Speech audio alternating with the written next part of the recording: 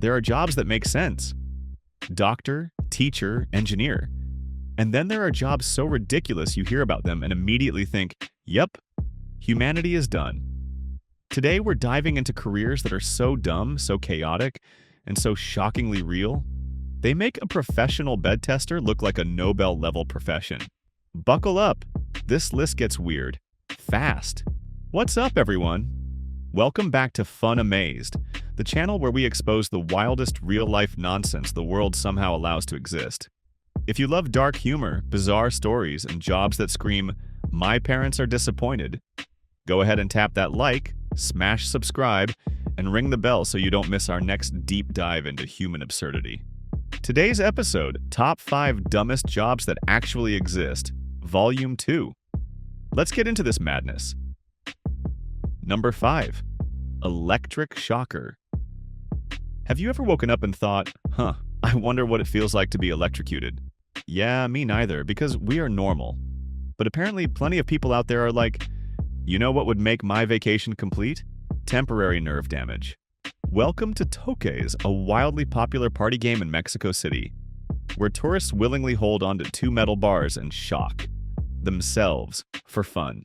This is not a joke, this is a hobby. My idea of a good time in Mexico is tacos, beaches, not dying via homemade taser. But nope. People line up like it's a Disneyland ride. You grab a rod, your friend grabs a rod, and the electric shocker, yes, that is the official job, cranks up the voltage until one of you screams like you've seen your GPA. This is literally competitive electrocution. Paid referees whose job is to shock strangers while keeping a straight face. Imagine explaining that job at Thanksgiving. Hey, Uncle Luis, how's work? Oh, still electrocuting tourists. But honestly, someone's got to hand out the voltage like Oprah hands out cars. You get a shock. You get a shock. Everybody gets a shock. The higher the voltage goes, the more intense the screaming gets. People start convulsing, laughing, crying, regretting their life choices. Basically a Costco sample pack of emotions. And yet, people love it. Humanity really said, spa day? Nah. Let's play lightning roulette. Be honest, would you try this game? Or are you keeping your nervous system exactly how God intended? Number 4. Lipstick reader. Alright, picture this. You walk into a psychic reading expecting tarot cards, incense, maybe someone waving crystals around like they're fighting demons. Instead, a woman hands you a piece of paper and says, kiss it. Ladies and gentlemen, the lipstick reader. This is a real job where someone analyzes the shape, depth, and texture of your lipstick print and claims to tell you your past, present, future, trauma, your credit score, your ex's emotional availability, all from a smooch mark. The wild part? People pay for this. I already have enough trust issues, now I gotta worry about someone reading my lips like they're deciphering the Rosetta Stone? They'll look at your lipstick print and say stuff like, "Ah yes, these lines show you're stubborn." No ma'am, that's just chapstick and anxiety. Some readers actually claim they can tell whether you're in love, whether you're lying, whether you're on the wrong career path, whether Mercury is in Gatorade, and maybe whether you need therapy. Spoiler, yes. People swear by this too. Meanwhile, I'm sitting here like, I barely trust horoscopes. Now I gotta trust someone reading my lip squiggles? But the best part? These readers treat lipstick prints like fingerprints. Like CSI Sephora. Honestly, if someone can tell my future from a lipstick mark, they deserve an Oscar. Or a refund. Probably both. Has anyone here ever visited a psychic? Any kind? Was it accurate or did they scam you harder than your mobile game microtransactions? Number 3. Human shield. Now this one sounds extremely dangerous. But plot twist, it's not what you think. Drivers in Tehran have discovered a loophole. And by loophole, I mean the government is one rule away from banning legs. There are strict driving restrictions in the city. Special lanes, tolls, license checks, all caught by traffic cameras. So instead of paying for a permit, some drivers hire human shields. Not for safety, not for protection, but to literally run behind the car and block the license plate from traffic cameras.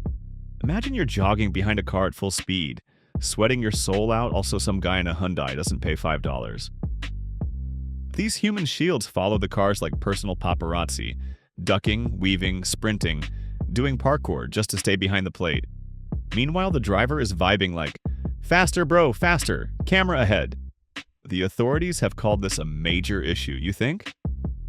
This job is basically cardio, crime, and clownery, all in one.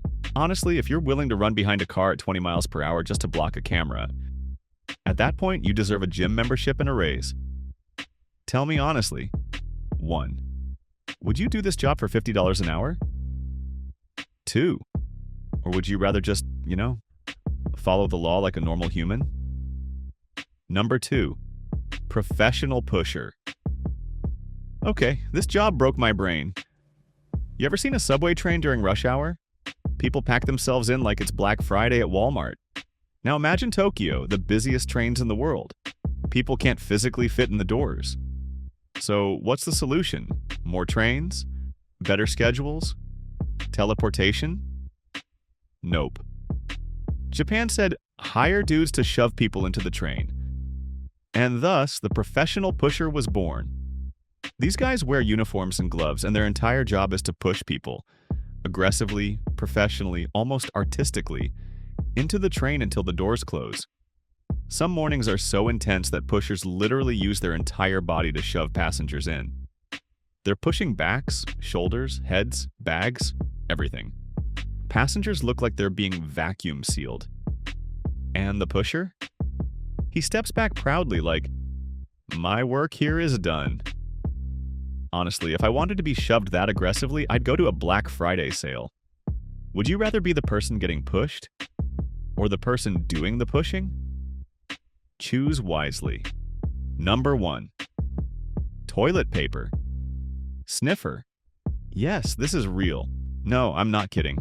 Big toilet paper companies hire people, actual salaried humans, whose job is to sniff toilet paper before it ships. Why? To make sure it doesn't smell weird.